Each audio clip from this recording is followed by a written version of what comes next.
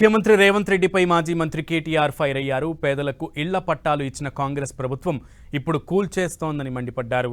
రేవంత్ రెడ్డి కళ్ళు శాంతిస్తాయంటే తమ ఇళ్లను కూలగొట్టాలని, పేదల జోలికి వెళ్లొద్దన్నారు కేటీఆర్. సీఎం నోటికొచ్చినట్లు మాట్లాడితే ఊరుకోనన్న కేటీఆర్ ఇప్పటికే ఓ మంత్రిపై కేసు వేశానన్నారు.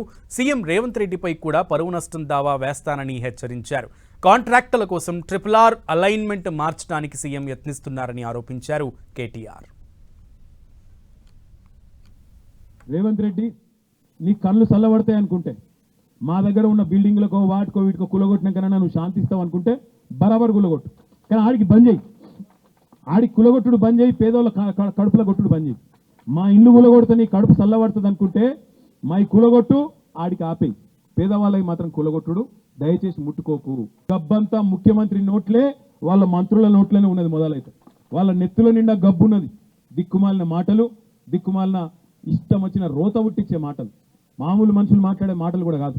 ఇడిచిపెట్టాం ముఖ్యమంత్రి, నీ గబ్బు మాటలకు, నీ మంత్రుల చెడ్డ మాటలకు చూస్తా ఊరుకున్నాం. చాలా రోజులు 4-5 ఏళ్ళు ఇష్టం వచ్చినట్టు పిచ్చోళ్ళని కొరినా ఊకున్నాం. కానీ అలా బాధ్యతలో ఉన్నావు, ఇక్కడ నుంచి వదిలిపెట్టాం. ఆల్రెడీ నేను పరువు నష్టం దావా వేసినా, ముఖ్యమంత్రి మీద కూడా తొందరలోనే పరువు నష్టం దావా వేస్తా. పేదవాళ్ళ పథకాల కాడికి వచ్చే వరకేమో పైసలు లేవంటాడు, కానీ RRR దక్షిణ భాగంలో మాత్రం కేంద్ర ప్రభుత్వం చేయొద్దట, రాష్ట్ర ప్రభుత్వమే చేస్తుందట 13,000 కోట్లు పెట్టి. ఎందుకో ఎరికేనా?